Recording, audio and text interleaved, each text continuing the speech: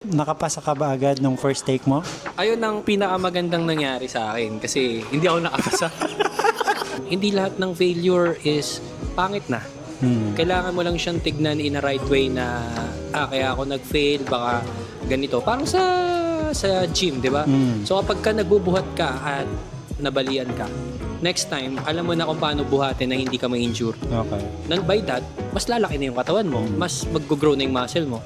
Good afternoon. So, nandito tayo sa episode 3 ng ating revised podcast. Architect Ray of Rojas Architects and Y Prime Construction. Architect JM of Rojas Architects. And Van Reggie Manalang of Y Prime Construction. Well, for today's episode, meron kaming in-invite. Talagang malapit sa puso namin. Si Mr. Van Reggie Manalang. So, sobrang lapit. Ayun, magkalapit sila. Sobrang dalawa. lapit. So, pakilala ka muna, Van, sa mga viewers natin. Kung meron man.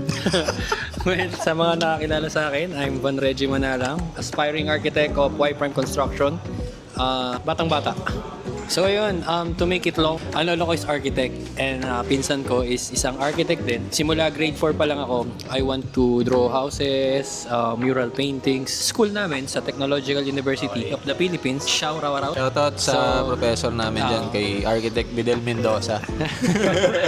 And ayun, napagbigyan ako ng school na mag-take hanggang sa nakakuha ako ng BS Architecture. Choice ko is architect, Ano yung second choice BS mo? Architect. Second ko is HRM. Ang layo. Oo, ang layo. GT ka muna. Tapos nag-ladderize ka na lang ng BSA. Oh, laderize ng BSA. So, tuloy-tuloy. 6 years ang kinuha mo. Oh, 3 years. Pagpasok kasi namin ng BSA, third year na kami. Tapos fourth year, then fifth year. Kaya additional ng 3 years. Sayang pala yung 1 year, no? Anong masasabi mo ulit sa register? Registrar, ayusin nyo. Nagsasayang kayo ng pera ng magulang eh. Sa registrar na. Registrar, mahal na mahal namin kayo. Wala kami ngayon sa inalalagyan namin kundi dahil sa inyo. Tama. After 6 years, graduate ka. Oh, Tapos graduate. nag-apprentice ka pre ng 2 years. 2 years. After 2 years, nag-exam ka na ba agad? Yes, nag-take na ako ng examination na. Okay. Nakapasa ka ba agad nung first take mo? Ayun ang pinakamagandang nangyari sa akin kasi hindi ako nakapasa. So pare, nag-take ka ng first take. Yes, So, nag-fail ka. nag-fail, yes. Tapos nung second take mo, Second take ko, wala nang trip lang ako noon. Parang almost 1 week lang ako nag-review. sa second take, nag-fail ka Nag-fail ulit. pa din. Okay. Nung pang third take mo, Yung pang third take ko, ganun pa din. Bumagsak ganun pa din. So, future architect ban, nakatake na ng 3. Pero, may dahilan kung bakit hindi siya nakakapasa. Ngayon, i-share mo sa amin, Van, kung bakit ka nag-fail dun sa 3 exam mo. Para hindi ka nila husgahan, di ba? Hindi, ugasgaan nyo na lang. So sa mga student dyan na nagtitake ng architecture and planning na maging architect someday, share ko sa inyo yung kwento ko. So yung first take ko, nasa pagitan ako ng kailangan namin matapos yung bahay ng mother ko at pagre-review. So that time kasi medyo nagkaroon kami ng problem kasi yung bahay namin is kahoy-kahoy lang, kalahati kahoy, kalahati semento. So nagkaroon kami ng naging accident doon na pinasok yung bahay namin ng tubig. So tinutak ko sa ulo ko na someday ay mapapatayo ko yung bahay na to, mapapaayos ko, mapapa-fourth floor ko, mapapabato ko, nang sa ganun, hindi kami yung pinaka mababang part or portion ng bahay sa mga kapitbahay para hindi sa amin bumabagsak yung tubig. Okay. So what I did is ginawa ko siyang inspiration na mag-push through na gawin yung bahay. Okay. And at the same time, gusto ko rin maging architect na ibigay yung full-time ko na best sa pagre-review and full-time pagsusupervise habang ginagawa yung promise na bahay namin sa mama namin. So ayun, sa kalungkutan na nangyari, hindi ako nakapasa, kinulang ako ng almost ilang points. Ang naging average ko for first take nasa 68 point something. So ganun. Bro, parang may kulang sa kwento mo. Ano? Hindi, bawal na sabihin yun eh. Bawal. So na yun, nag-focus ako sa ganon. Then, Siyempre, tayo mga architect, yung mga gusto mag-exam ng first take lang, gusto pasado agad. Ano yung naging reaction mo after mong malaman na konti na lang, papasa na sana ako? yes. So, wala naman nagsisisi lagi sa una eh, guys. No? Lahat tayo nagsisisi sa uli. Na sana mas inayos natin, sana mas pinagpokusan natin, sana one step at a time. Sana, kung mababalik ko lang, no? So, wala eh. God's will yan. And syempre, back to the question kung anong na-feel, syempre, malungkot. Malungkot na hindi ko agad nabigay yung gift o na gusto ng mother and father ko sa akin. And syempre, asang-asa sila na kayang-kaya ko yan. Masaya kasi nasubukan yung tatag, yung tibay, yung patience sa pagre-review sa haba ng review days, months. So, ayun. Okay, so moving forward naman dun sa second take mo, paano mo naisip na mag-take ulit? So, gusto ko lang magkaroon ng momentum. Kaya ako ng trip na na gusto ko Wait. Gaano ka tagal yung interval nung first take? 1 year. After a year? Okay. After a year. Okay. Sige, After go. a year. So, gusto ko lang manumbalik na baka, sabi nga nila, makulit ako, swerteng makulit, baka makachamba, baka So, hindi ganun. ka nag-review center nun? Hindi. Self-review lang, tas talagang 1 week. Okay. Pero nung unang take mo, nag-review Review center center ka? ako. Review center. Kasi Ilang ako, months? 6 months. 6 months. 6 months. Okay, Pero okay. yung 6 months na yun, hindi siya consistent na, May putol-putol? hindi, na papasukan ko yun everyday. Hindi. Hindi. Okay. Hanggang sa yung availability ko lang na mag-review yun lang. Okay. So, ano yung tira sa araw ng pagka-supervise sa trabaho, at the same time, supervise mo yung ginagawa sa bahay nyo. Okay. Then, yung matitirang time, naging list priority ko yung review. Kaya So- yung consequences, ayun yung resulta. So, itong second take mo, masasabi ba natin na parang ginambol mo? Oo. Parang pikit mata, sige, hindi na ako mag-review Oo, center. somehow. So, nung Ngayon, anong pumasok sa utak mo kung bakit mo na pag-decision na ganun? Na hindi ka na ulit nag-review center? Kasi- Nasayang ka ba sa pera? Wala ka bang time? No. Bukod doon, parang alam ko naman sa sarili ko na hindi ako 100% ulit na makakapagbigay ng effort. So, ang ginawa ko ay, syempre, Gamble ka issue din yung pera. Okay.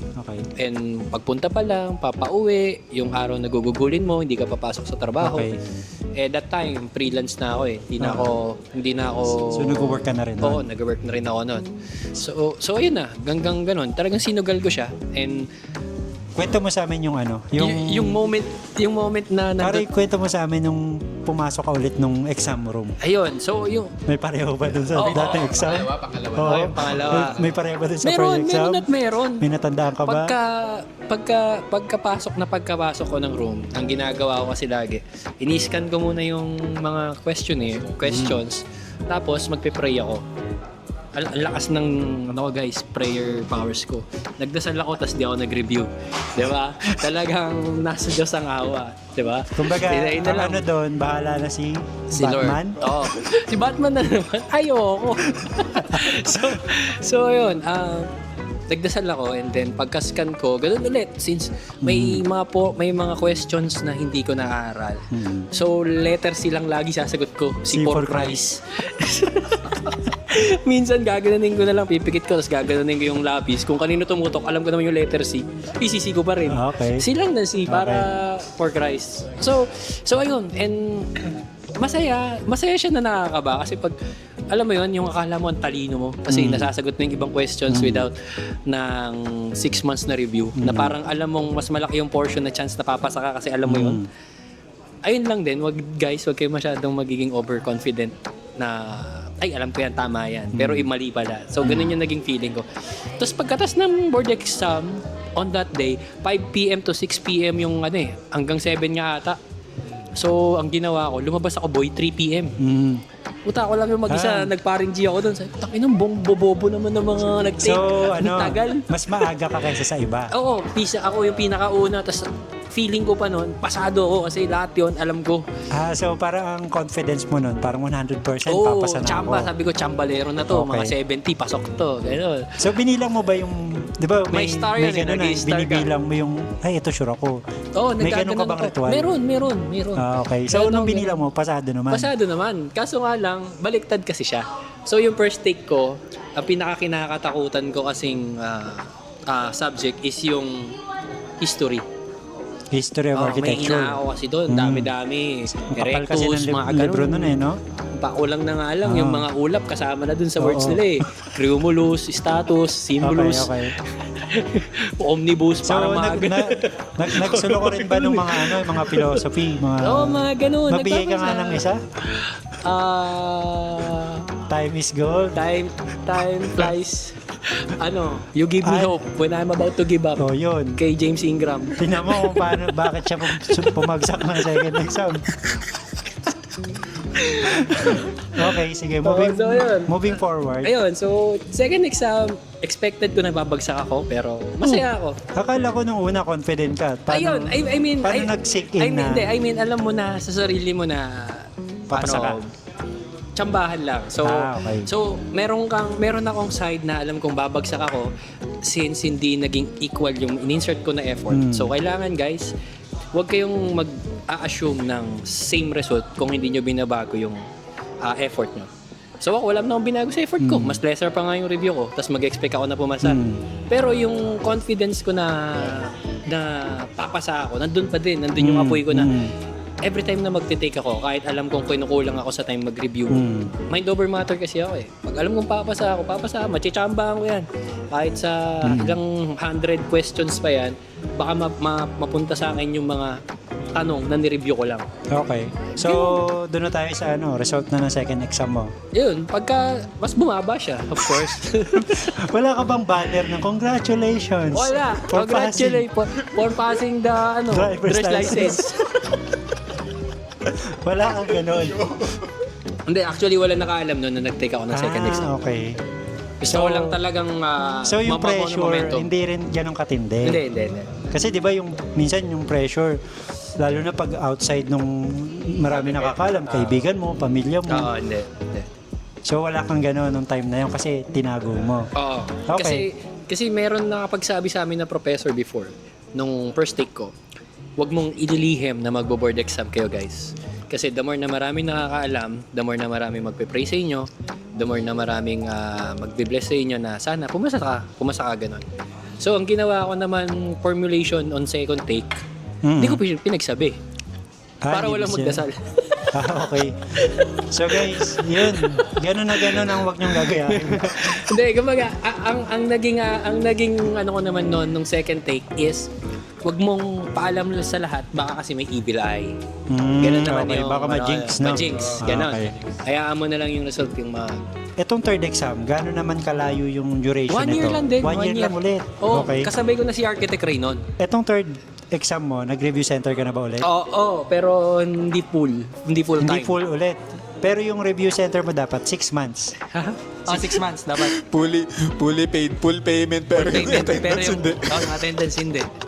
So same lang din. Same scenario ng una.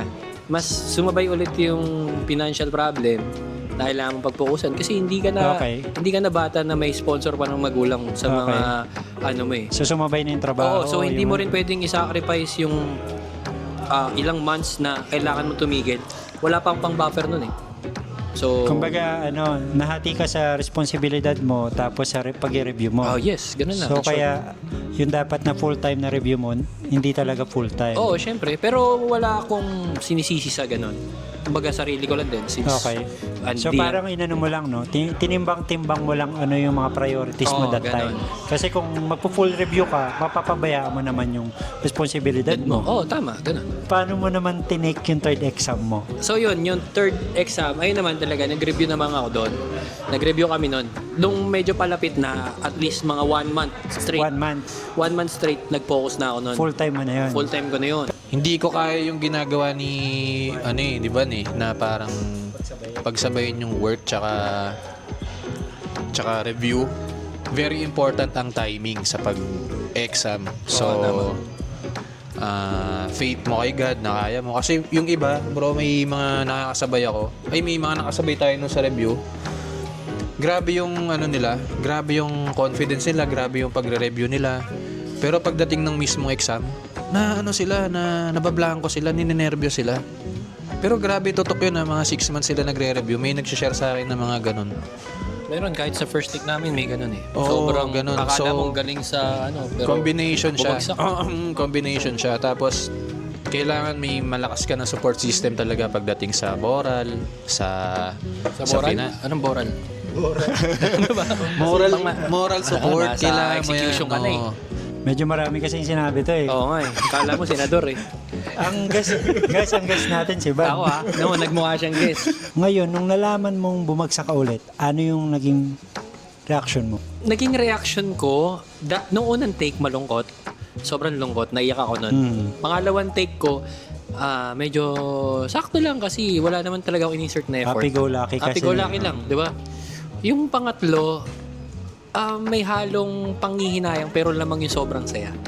Kasi? Nanghinayang ako kasi goal kasi namin ni Architect Ray na sabay kami pumasa. Okay. Kasi baka siya yung ulang sa pisko na kaya di ako pumapasa. Baka yung best friend yung kasabay ko para Okay. sabay kami pumasa. Kaso that time, ganun talaga. Pagkatingin, pinintahan ko eh. Pagkapinta nung letter M, manalang. Manalang, Evan yun, V. Manalang, inunti-unti ko pa eh, pinintahan ko pa. Pagkasunod na letter J. Ito, Van Jan Manala, o nalang Jan Reggie. Di ba? Baka sana nag-typo na lang. Oo, No? sana John Reggie. Iba na pala yung first letter ng pangalan ko. Punta letter J. So, ayun na. Tapos nung nakita ko yun, tinanggap ko, sinabi ko sa parents ko na, man, di ko ulit na pasa. I'm sorry. Makuha ko rin yan next time. Magiging architect na ako. So, napanghinaan ka ba ng loob? Hindi. Wala sa vocabulary ko yung panghihinaan ako ng loob. Mas sumasaya ako, mas nagkaaroon ako ng thrill, mas nagkaaroon ako ng tumataas lalo yung confidence ko kasi Ano yung reason bakit ka sumasaya? Kasi sa iba, syempre. hindi, kailangan mo lang din kasing maging, hindi lahat kasi ng pangit na nangyayari sa buhay mo, kailangan sabayan mo ng lungkot. It's because kaya ako sumasaya, it's because alam kong si Lord kasi may plano pa sa akin. Ayun lang yun. The moment na hindi ako pumasa, Lord, sinabi ko, Lord, thank you. Alam ko may mas better plan ka pa sa akin. Kaya masaya ako. Okay. So, ganun siya. And then, sobrang saya ako kasi pumasa yung best friend ko. Mas Okay. nakakalungkot yung kung dalawa kaming bumagsak. Okay. So, at least, So, di ba? parang tinitake mo yung mga negative na nangyayari sa'yo as positive? Yes, na lagi. may reason behind that? Yes, meron lagi. Okay. So, ayun naman ang good thing doon. Huwag kayong panghihinaan ng loob.